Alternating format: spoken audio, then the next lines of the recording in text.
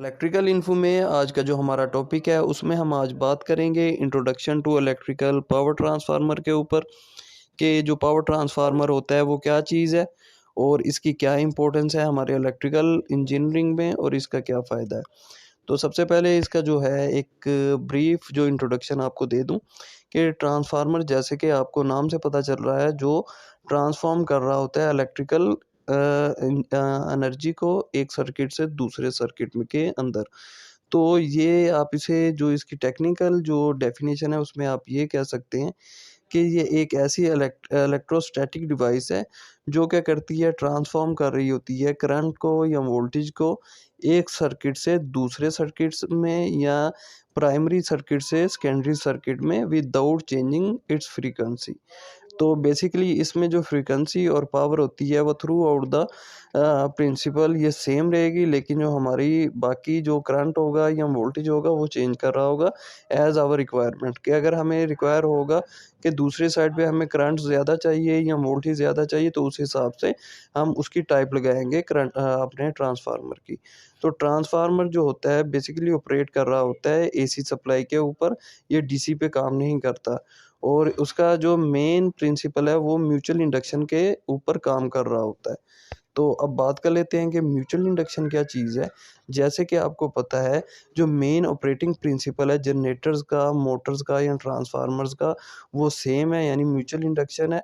और जैसे कि आपको पता है हमारी जो इलेक्ट्रिकल इंजीनियरिंग जो टोटली डिपेंड कर रही होती है वो तीन चीज़ों पे कर रही होती है, जनरेटर्स की वर्किंग पे, मोटर्स पे और ट्रांसफार्मर्स पे। तो जैसे कि आपको पता चल गया जो म्यूचुअल इंडक्शन है वो ऑपरेटिंग प्रिंसिपल है इन तीनों चीज़ों का। और जो हमारी इलेक्ट्रिकल डिवाइस है, जैसा कि आप कह सकते हैं कि कोई भी इलेक्ट्रिकल डिवाइस जो जिसके कंपोनेंट जो है इंटरेक्ट कर रहे हो दूसरी जो मैग्नेटिक फील्ड के साथ, तो वो भी यही प्रिंसिपल फॉलो कर रहे होंगे।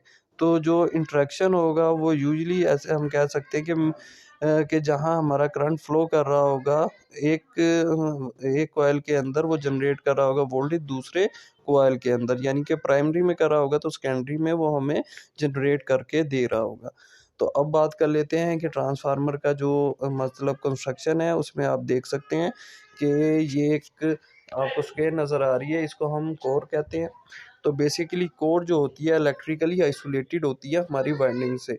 तो एक एक तरफ पे आप कह सकते हैं कि प्राइमरी वाइंडिंग होती है, दूसरी तरफ पे सेकेंडरी वाइंडिंग होती है और ये कोर पे जो है हमने वाउंड की होती है। तो कोर जो है मैग्नेटिकली जो है वो कनेक्टेड होती है हमारी और जो इलेक्ट्रिकली आइसोलेटेड होती है।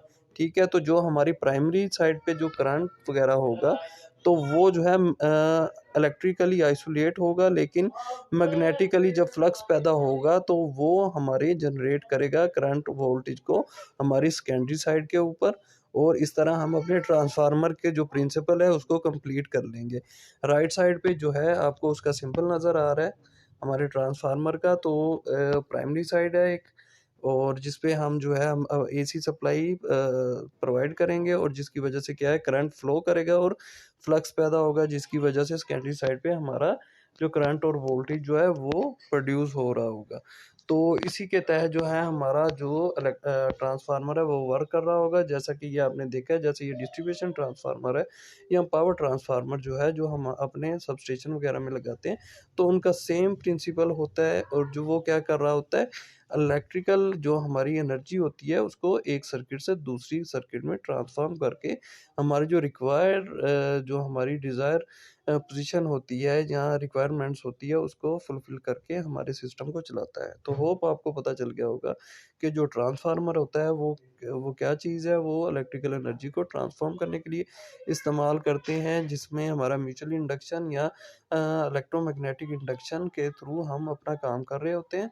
दूसरा ये है कि वो हमारे सिस्टम में स्टेप अप करने के लिए भी हम इस्तेमाल करते हैं, स्टेप डाउन हमारी जो इलेक्ट्रिक एनर्जी को स्टेप डाउन करने में के लिए भी इस्तेमाल करते हैं और अपने सिस्टम को जो है जैसे हमारी रिक्वायरमेंट होगी उसको चलाने के लिए काम करते हैं। तो होप आपको पता चल गया होगा कि ट्रांसफार्मर क्या चीज़ है।